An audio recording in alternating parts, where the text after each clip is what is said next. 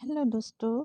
आज की कहानी एक ऐसी लड़की की जिसने शुरू कर दिया सेक्स वर्कर के पास जाना। अगर आप लोगों को मेरी वीडियो पसंद आए तो प्लीज़ मुझे सपोर्ट कर दीजिए। Please subscribe my channel, press the bell icon और लाइक कर दीजिए। प्लीज़ मुझे आप लोगों की सपोर्ट की बहुत ज़रूरत है। प्लीज़ मेरे चैनल को सब्सक्राइब कर दीजिए। वो बहुत ही यादगार रात थी। 28 साल में मैंने पहली बार किसी महिला को स्पर्श किया था। इससे कोई फर्क नहीं पड़ रहा था कि वो मेरी बीवी नहीं बल्कि एक सेक्स वर्कर थी। मेरी इच्छा पूरी हो रही थी, इसलिए मैं खुश था। वो अनुभव एक सप्ताह तक मेरे जहन में जीवित था। लग रहा था मानो मैं एक अलग ही दुनिया में हूँ। और ऐसा होता भी क्यों ना, मेरी शादी अब तक नहीं हो पाई है।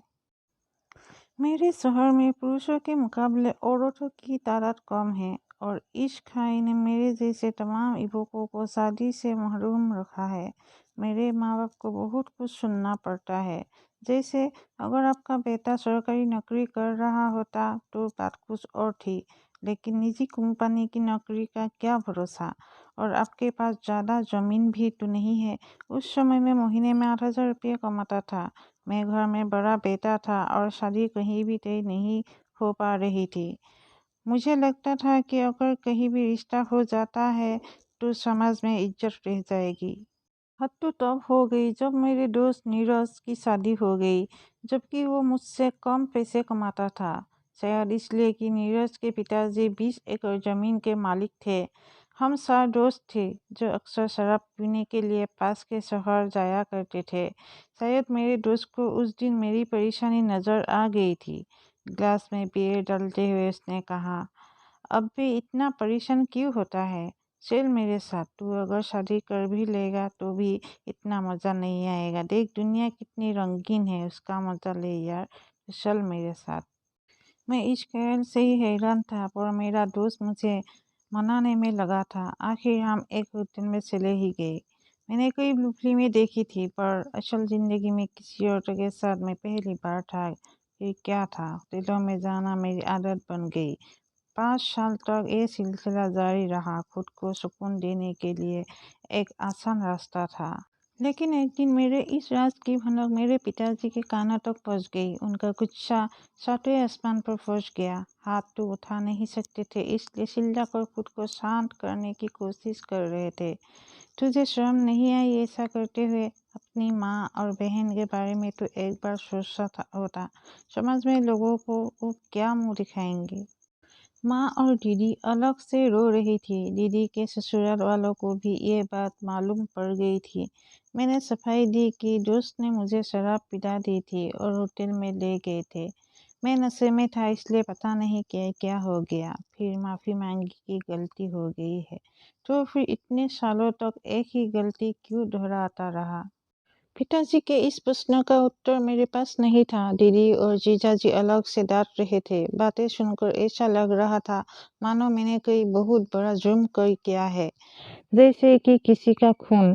3 दिन तक मेरे पिताजी ने मुझसे बात नहीं की और तीसरे दिन सीधे कहा, तेरे लिए एक विधवा का रिश्ता है। उसका 5 साल का बेटा है, लेकिन लड़की आज से घर से है। लड़की के पिताजी को तेरी इन हरकतों के बारे में पता है, लेकिन वो शादी के लिए राजी है। बेटा, तेरा भी उम्र हो रही है, तू 31 साल का हो गया है। इस रिश्ते को हाँ कह दो। अब तू कमाता भी अच्छा है। गृहस्थी बसा, हम भी खुश रहेंगे। लेकिन मुझे तो कोई और पसंद आ चुकी थी। वो महिला उस होटल में काम करती थी जहां मैं सेक्स वर्कर के लिए जाता था। वो काम तो हाउस कीपिंग का करती थी। कम पैसे कमाती थी, लेकिन उसमें एक बात थी, वो मुस्कुराती थी तो बोला कि खूबसूरत लगती थी। लेकिन वो भी मेरी करतूतों से नाराज थी। उसने मुझसे शादी करने से इनकार कर दिया। जब उसने किसी और से शादी कर ली तो मैं सदमे में चला गया। मुझे अधूरापन महसूस होने लगा था। ये अधूरापन था किसी के साथ का जो मेरी भावनाओं को समझे और जीवन भर मेरे साथ रहे। शादीशुदा जीवन की कमी अब खलने लगी थी। परिवार वालों को भी समाज में घुलने मिलने में काफी परेशानी हो रही थी, इसलिए मैंने घर छोड़ दिया। पर 2 हफ्ते बाद ही माँ बाप के बुलाने पर मैं वापस लौट आया। मेरी शादी को लेकर सवाल जस्ट कैप्टर्स थे और परिवार उनसे परेशान रह रहा था।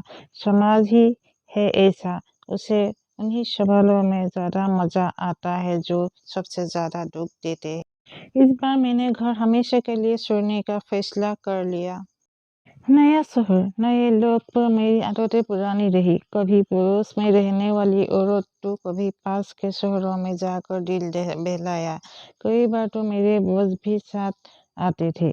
उन्हें मुझ पर काफ़ी भरोसा था। आज मैं 29 साल का हो चुका हूँ, लेकिन अकेला महसूस नहीं करता। शादी के जो सपने सजाए थे वो बीवी के साथ ना सही, बाकी औरतों के साथ पूरे हो चुके हैं। सब सिलता है, जिंदगी है। अब तो परिवार वाले ने भी समझौता कर लिया है और छोटे भाई ने एक आदिवासी महिला के साथ प्रेम विवाह कर लिया है।